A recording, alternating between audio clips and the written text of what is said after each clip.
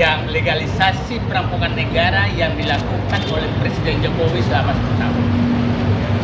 Legalisasinya banyak sekali melalui PSN, penyiaran tambang. Mantan Ketua KPK Abraham Samad dan Koalisi Masyarakat Sipil melaporkan dugaan korupsi proyek strategis nasional atau PSN Pantai Indah Kapuk atau PIK 2 ke KPK.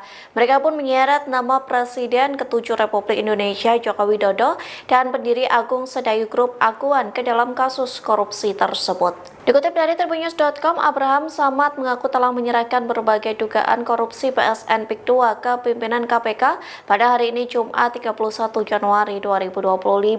Aktivis anti korupsi ini meminta KPK dapat melakukan investigasi terkait dugaan korupsi yang terjadi di PSN PIK 2. Abraham Samad juga menyoroti penerbitan sertifikat di atas laut pesisir Tangerang yang menduga adanya praktek suap menyuap dari polemik penerbitan sertifikat tersebut.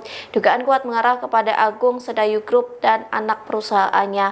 Oleh sebab itu, Abraham Samad mendesak KPK tidak takut memanggil pihak-pihak yang diduga terlibat proyek PSN PIK 2. Di satu sisi, aktivis Said Didu mengatakan pengusutan dugaan korupsi PSN PIK 2 untuk membongkar praktik korupsi yang diduga dilakukan Jokowi, yang menyebut proyek PSN PIK 2 merupakan puncak dari gunung es praktik rasuah yang terjadi selama masa pemerintahan Joko Widodo. Masuk untuk membongkar legalisasi perampokan negara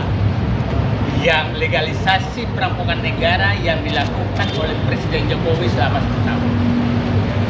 Legalisasinya banyak sekali melalui PSN, penyiaran tambang, pengambilan hutan, perkebunan, lahan dan lain-lain, itu pintu masuknya. Nah, PIK 2 itu adalah puncak gunung es terjadinya kehilangan aset negara yang diserahkan kepada pihak swasta lewat kewenangan yang melebihi kekuasaan yang melebihi kewenangan.